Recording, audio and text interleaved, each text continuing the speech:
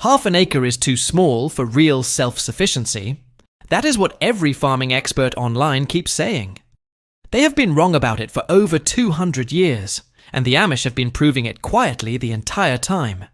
Eggs, meat, milk, honey, pest control, and garden fertilizer. All of it produced from 7 animals working as one system.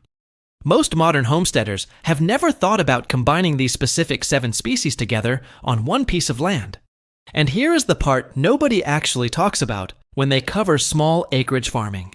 It is not just about picking animals that sound productive. It is about how these 7 work together as one closed loop. Each one solves a specific problem the others simply cannot solve on their own, and that is the whole design. Remove one piece, and the entire setup gets harder, more expensive, and more dependent on outside inputs every month.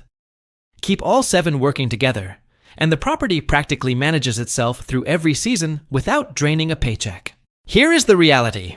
Most small homesteaders are actually living right now, and it is not the version that gets photographed. Chickens got purchased because everyone online said to start with chickens, so chickens came first. Ducks got added a few months later because a video made it look low effort and completely manageable. Maybe a goat appeared from a livestock auction one weekend morning when someone got a little too excited browsing the pens. Now, there are 3 separate feeding schedules running simultaneously and 3 different shelters needing regular cleaning. More money is leaving the household every month than ever went to the grocery store before any of this started. The average backyard flock keeper spends $500 to $700 a year on commercial feed for chickens alone.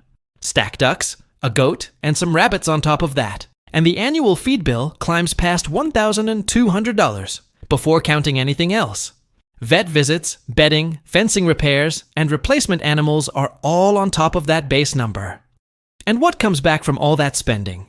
A handful of eggs, milk nobody quite knows how to store, and 1 butchered rabbit.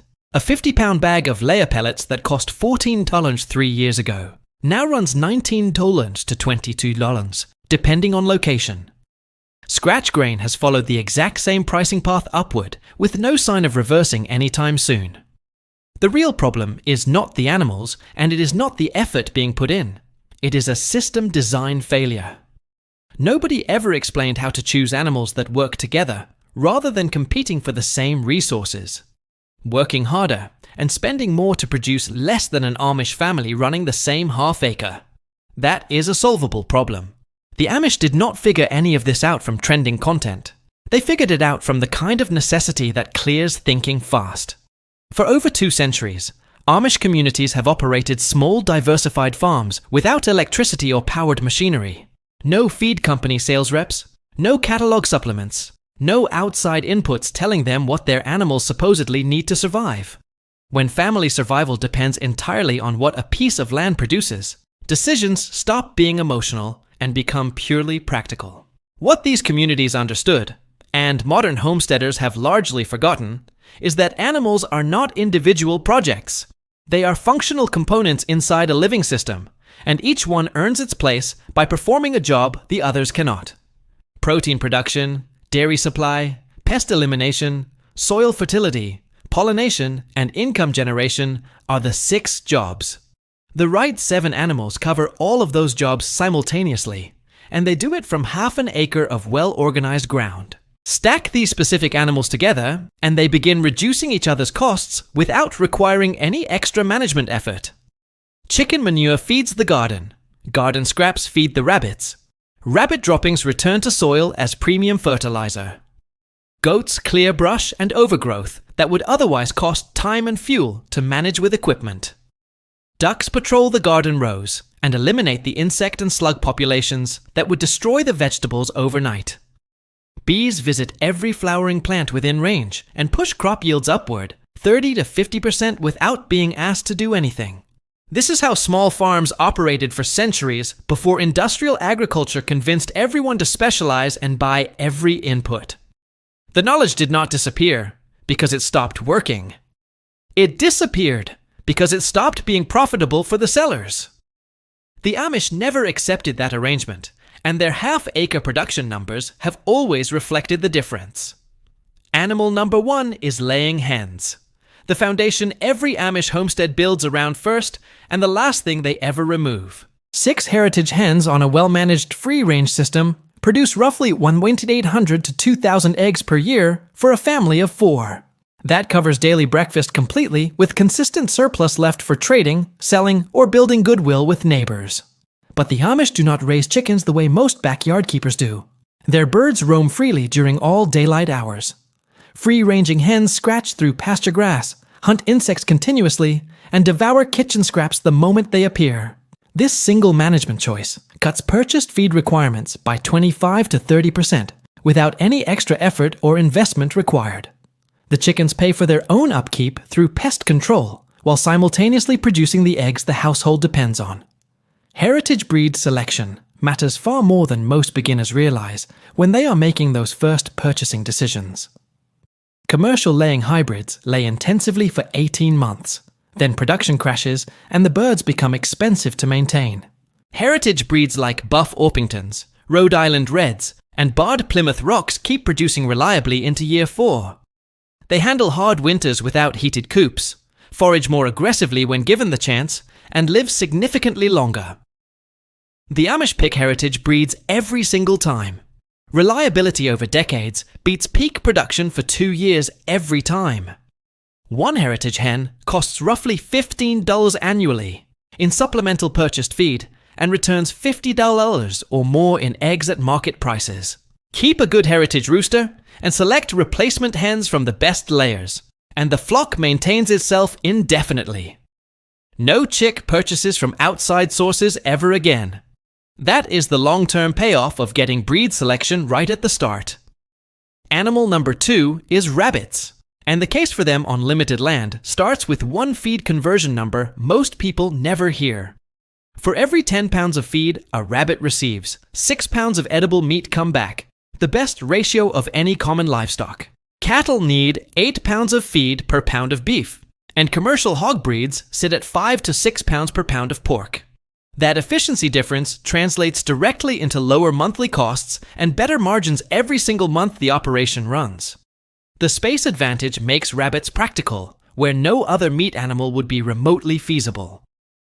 20 rabbits in a full production cycle fit inside a 10 by 10 foot shed with stacked wire hutches running up the walls. A serious meat production operation runs in less square footage than a standard parking space with less noise than a household fan.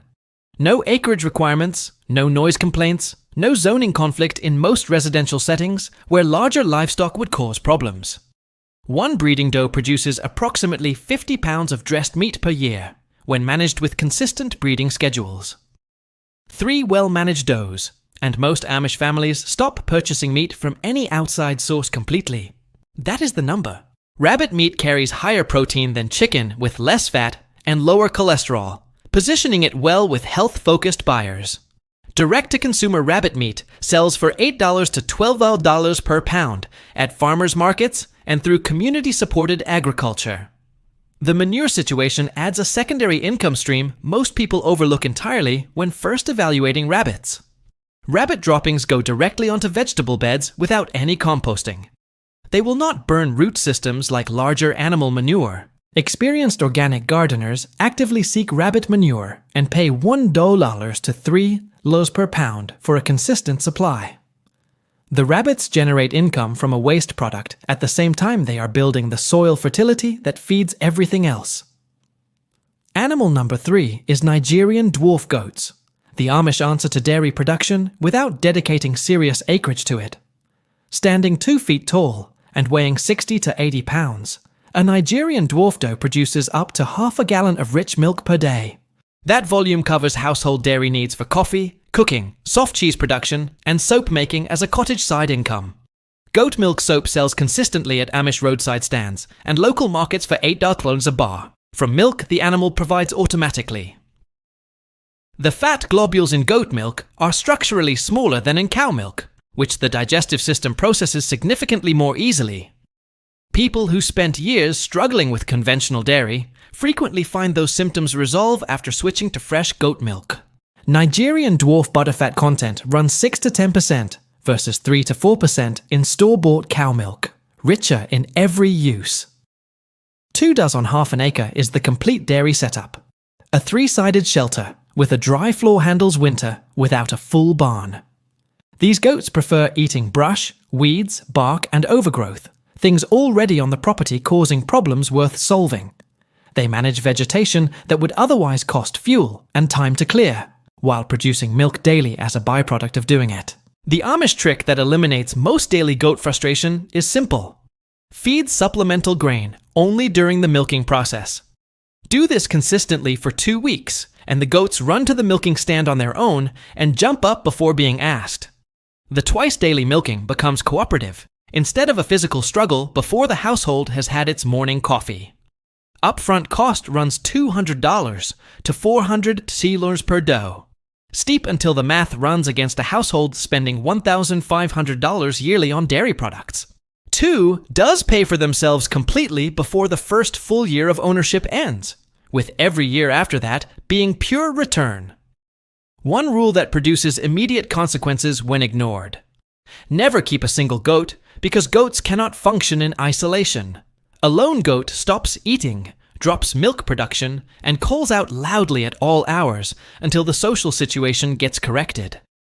Animal number 4 is Muscovy ducks, probably the most underappreciated animal on this entire list, and certainly the quietest. These birds look unusual, and they are not winning beauty contests, but the Amish keep them for a reason that has nothing to do with looks.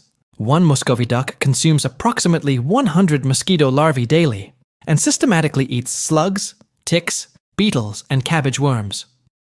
Gardeners integrating Muscovies consistently report 50 to 70% reductions in slug damage within the first few weeks, without chemicals. Asian rice farmers have applied this specific duck integration for centuries, which says something about how reliably it actually works. The noise difference between Muscovies and standard domestic ducks matters enormously in any neighborhood setting. Standard ducks quack loudly and persistently all day. Muscovies communicate through soft hissing that neighbors positioned nearby never hear. A Muscovy hen hatches 3 to 4 clutches of ducklings per year, completely without human assistance of any kind. No incubator, no heat lamp, no schedule adjustments. She incubates, broods, and teaches the ducklings to forage independently. This self-replacing quality means the flock maintains and expands itself at essentially zero ongoing cost once breeding is established. Muscovy breast meat is lean, dark red, and closer in flavor to quality beef roast than any conventional poultry product. Old farmers who grew up eating it call it the poor man's roast, and they use that as a genuine compliment, not a consolation. A kiddie pool filled with fresh water twice weekly handles all their bathing and drinking needs with no pond construction required. Total setup cost runs under $40 for a breeding trio, making this the lowest barrier entry point on the entire list. One maintenance step that cannot be skipped. Clip flight feathers on one wing only every 6 months to prevent the birds from leaving. Skip this step once, and the ducks relocate to the neighbor's property and do not come back on their own. Animal number 5 is American Guinea Hogs. And the name trips people up because these are not the 400-pound barn hogs most people picture. Guinea hogs top out at 150 to 200 pounds fully grown, can be processed by one person without heavy equipment or extra help. The reason Amish farmers choose guinea hogs over larger breeds comes down to what these animals contribute beyond growing meat. Turn a pair onto an overgrown or compacted section and they become living rototillers, rooting weeds out from below soil level. They turn and aerate the ground to 6-inch depth and deposit fertility as they move, covering ground that would otherwise take days of manual work. Rotate them weekly with electric net fencing, and those sections sit ready for spring planting without a tiller, herbicide, or shovel. Feed costs run 40 to 60% lower than commercial breeds because guinea hogs evolved to thrive on genuine pasture and diverse scraps. Pasture grass, garden waste, kitchen scraps, windfall fruit, and goat cheese whey all go in and convert to growth efficiently. The commercial feed dependency that makes small-scale conventional pig farming economically punishing does not apply at the same level. One breeding pair produces 6 to 8 piglets twice per year, potentially 12 to 16 animals annually from 2 foundation animals. Raise several for the household freezer, sell the rest at $75 to $150 each, and that income covers feed costs for the entire operation. The lard Guinea hogs produce is the ingredient Amish grandmothers reference when explaining why their baked goods taste different. Pure white, clean flavored, high smoke point. It makes pie crusts impossibly flaky and produces fried food with perfect texture. One rule that is genuinely non-negotiable: keep pig areas minimum 100 feet from any well or water source without exception. Hog waste concentrates nitrogen at levels that move through soil into groundwater faster than most well owners ever expect it to. Animal number 6 is Coturnix quail, and these birds solve a specific problem no other animal on this list addresses. Coturnix quail begin laying eggs at 6 weeks of age, while chickens are still months away from their first egg. That timeline difference matters significantly when building cash flow from a new operation rather than waiting through a long production lag. Many municipal codes classify quail as game birds rather than poultry, and the chicken restrictions simply do not apply to quail. People in HOA subdivisions and urban lots where a single backyard chicken would generate code enforcement complaints raise quail legally every day. 12 quail fit comfortably in a 2x4 foot cage. A footprint smaller than a standard coffee table takes up in a living room.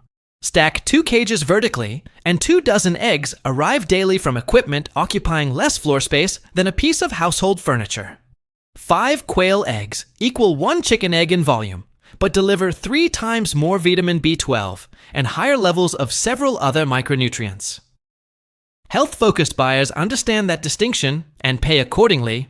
Quail eggs sell for $5 to $8 per dozen versus $3 to $4 for chicken. Pickled quail eggs preserved in beet brine sell for $8 to $10 per dozen in jars at farm stands throughout the selling season. The shelf life of the pickled product extends revenue through months when fresh egg sales would otherwise slow down considerably. One practical reality to plan for before purchasing birds: Coturnix quail will not hatch their own eggs reliably. Generations of selection for production bred the brooding instinct nearly out of the breed, which means an incubator is required. A tabletop incubator holding 50 eggs runs $40 to $60 and pays for itself completely after one successful hatch cycle. Animal number 7 is honeybees, and this final piece multiplies the productivity of everything else already running on the property. One established colony pollinates every flowering plant within a 2-mile radius, which in practice means every plant on the half-acre. 60,000 workers visit every fruiting crop on the property multiple times daily throughout the entire growing season. Research consistently documents 30 to 50% yield, increases in crops with proper pollinator access versus identical plots without. That yield increase shows up in actual harvest weights every single season. The bees are healthy and active on the property.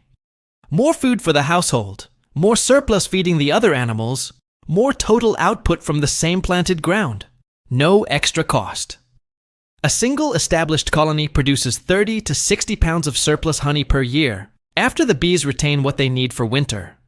Raw local honey sells for $10 to $15 per pound at farmers markets, putting one productive hive at $300 to $900 in annual income. 2 hives push that combined range to $600 to $800 from a total footprint smaller than a workbench surface in the backyard. Experienced beekeepers adding nucleus colony sales as a third income stream report that line alone justifying the full operation. Beeswax comes alongside honey as a secondary product requiring no additional management or processing equipment to capture. One hive's annual wax output supplies a full year of candles, lip balm, skin salve, and wood conditioning products for the household. The Amish prefer Langstroth hive design for one practical reason: fully removable frames that slide out individually like file folders. Every inspection and harvest task becomes manageable for one person alone without breaking apart fixed comb structures. April is the critical purchasing window for package bees in most North American climates. Spring packages run $150 to $180. Buying later means paying more for a weaker colony, facing the impossible task of building winter stores before the first frost. Face the hive entrance southeast, and morning sunlight warms the bees before neighboring colonies facing other directions are even active. More foraging hours per day across an entire production season adds up to measurably more honey in the frames at harvest time. None of this came together without genuine doubt at the start. Integrated systems sound elegant until real life exposes every gap. Starting with just laying hens and a pair of rabbits made sense as a test before committing to a full 7-animal operation. Within 3 months of running both together in a simple rotation, the results became impossible to explain away or minimize. Chicken manure went into the compost consistently, rabbit droppings went directly onto beds, and something in the soil shifted visibly. Tomato plants averaging 15 pounds per plant in previous seasons pushed well past 20 with the same seeds in the same beds. The only variable that changed was the quality and consistency of soil fertility inputs coming from 2 animals instead of a bag. Squash production that fall was almost embarrassing in volume, more than the household and several neighbors could work through. Muscovy ducks joined that fall, and the slug problem fought unsuccessfully for 2 full seasons simply stopped within weeks. The ducks walked garden rows every morning with what looked like genuine purpose, and the slug population collapsed fast. No chemicals purchased, no traps reset every morning, no time spent managing the problem at all anymore. It just stopped. Goats entered the following spring, and fresh milk replaced every dairy purchase from that point forward. Quail were added specifically to cover the winter egg gap when heritage hens reliably slow their laying as daylight shortens. A beehive placed at the property edge began producing measurably heavier fruit set across the entire garden by midsummer. The total combined feed bill for all species that second year landed around $600. Chickens alone had cost $480 the year before. That is the compound effect of animals supporting each other rather than running as separate, expensive individual operations. Every waste product from one species becomes a resource for another. That pattern runs through the entire 7-animal system. Every pest problem one species creates, another addresses directly without purchasing anything to make the solution happen. Remove one piece of the system and costs go up, production goes down, and outside dependency increases again measurably. Keep all 7 running together, and the operation achieves what most people assume requires far more land and experience than this. 2 years from this point, the difference becomes visible in the household budget and in the freezer before anything else. Hens producing more eggs than the family needs every week, with consistent surplus available for neighbors and local sales. Rabbits filling the freezer twice a year without a single drive to a butcher, a grocery store, or a big box farm supply. Goats providing fresh milk every morning that tastes noticeably better than anything available in a refrigerated carton at any store. Ducks walking the garden rows so no chemical spray touches the vegetable beds at any point through the growing season. Quail eggs and honey generating income that covers property taxes and feed costs without requiring additional outside employment. The feed bill staying flat because every animal's waste becomes another animal's input somewhere in the connected system. The compost pile building itself from outputs the animals generate, with no purchased amendments required to keep it active. The garden producing more total food each season as soil biology improves continuously from consistent organic fertility additions.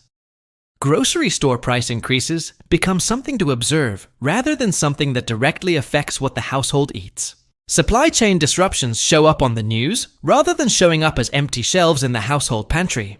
This is what the Amish built carefully across generations. Not a homestead that photographs well, but one that genuinely feeds a family. A working integrated operation that generates consistent income, gets easier to manage every year, and builds instead of depleting. Half an acre, 7 animals chosen for function rather than appearance, and a design that connects them into something greater. That is the entire blueprint. Not a fantasy, not a theory, and not something that requires 200 acres to implement. Half an acre was always enough.